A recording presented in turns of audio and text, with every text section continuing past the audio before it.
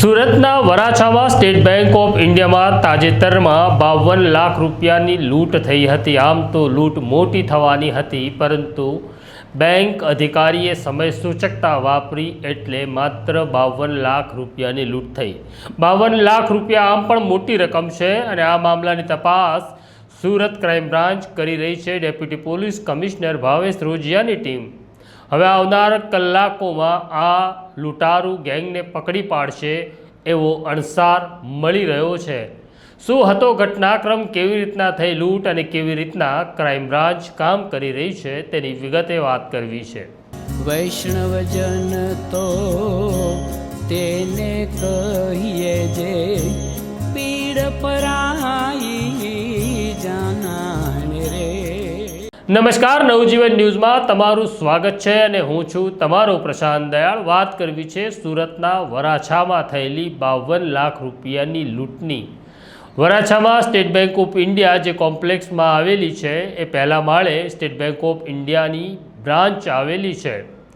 લૂંટ કરવા આવેલા લોકો લાંબા સમયથી બેંક ઉપર નજર રાખી રહ્યા હતા અને જે દિવસે લૂંટ થઈ આ સમય બપોરના 1 વાગ્યાનો હતો।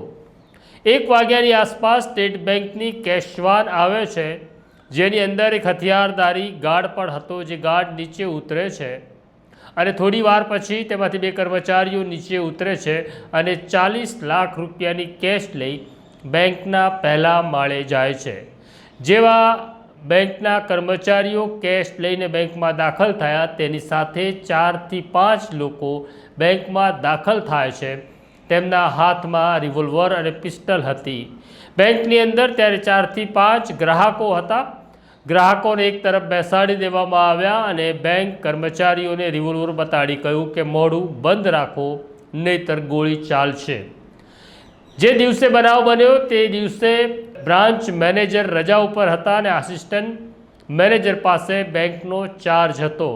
સૌથી પહેલાં લૂંટારૂ જે કેશ લઈને કર્મચારીઓ આવ્યા હતા તેમની પાસેથી 40 લાખ રૂપિયા લઈ લે છે। ત્યાર પછી કેશ કાઉન્ટરમાં રહેલા 12 લાખ રૂપિયા પણ લઈ લેવામાં આવે છે। આમ 52 લાખ રૂપિયા આ લૂંટારુઓ પાસે આવી ગયા હતા।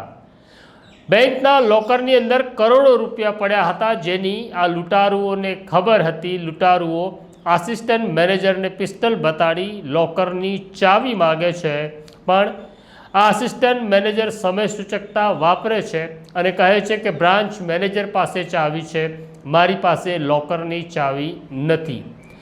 આ પ્રકારની ઘટના ઘટે ત્યારે લોકોને ચેતવણી આપવા માટે અથવા આસપાસના લોકોને જાણ કરવા માટે બેંકમાં સાયરનની સુવિધા પણ હતી, પણ કમનસીબ બાબત એવી છે કે આસિસ્ટન્ટ મેનેજરે સાયરનની સ્વિચ દબાવવામાં વિલંબ કર્યો અથવા સાયરન વગાડી ન શક્યા, જેના કારણે આસપાસના લોકોને તેની જાણ ન થઈ। જ્યારે બેંકમાં લૂંટ ચાલી રહી હતી ત્યારે કેશવાન લઈ આવેલા હથિયારધારી ગાર્ડ કેશવાન પાસે જ ઊભો હતો, પરંતુ તેને અંદાજ આવ્યો નહીં કે પહેલા માળે બ્રાન્ચમાં લૂંટ થઈ છે।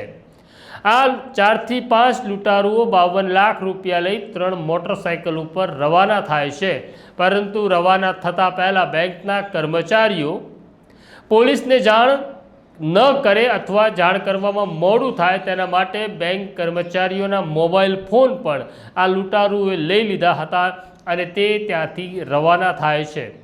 જ્યારે આ મામલાની જાણ સુરત પોલીસ કંટ્રોલ રૂમને થાય છે, વરાછા પોલીસ ત્યાં પહોંચે છે। એની સાથે ક્રાઇમ બ્રાન્ચના ડેપ્યુટી પોલીસ કમિશનર ભાવેશ રોજિયાની ટીમ પણ ત્યાં પહોંચે છે અને તપાસનો ધમધમાટ શરૂ થાય છે। આ ઘટનાને દિવસો વીતી ગયા છે, પરંતુ હજી પોલીસ લૂંટારૂ સુધી પહોંચી શકી નથી।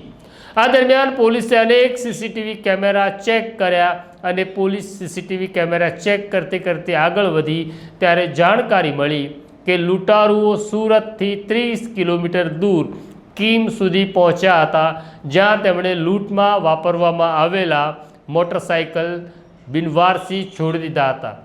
પોલીસે તે મોટરસાઇકલના નંબર અને ચેસિસ નંબર ચેક કર્યા ત્યારે ખબર પડી કે નંબર પ્લેટ ખોટી હતી અને ચેસિસ નંબર ચેકી નાખવામાં આવ્યો હતો। આમ લૂંટારુઓ ચાલાક હતા। આ દરમિયાન તેમણે રસ્તાની અંદર 3-4 કિલોમીટરના અંતરે જે બેંક કર્મચારીઓના ફોન આંચકી લીધા હતા તે પણ અલગ અલગ જગ્યાએ ફેંક્યા હતા, જે પોલીસને મળી ગયા છે. જાણકારી એવી મળી રહી છે કે લૂંટારૂ ગમે એટલો ચાલાક હોય, પોલીસ બરાબર તેની પાછળ લાગી છે અને આવનાર સમયમાં સુરત ક્રાઇમ બ્રાન્ચ આ લૂંટારુઓને ઝડપવામાં સફળ થશે. જોઈએ આ ઘટનામાં આગળ શું થાય છે, તમને જાણકારી આપતા રહીશું. આ પ્રકારના સમાચાર જોવા માટે નવજીવન ન્યૂઝ જોતા રહો. લાઈક કરો, શેર કરો અને નવજીવનનો બેલ આઇકોન દબાવી દો. નમસ્કાર.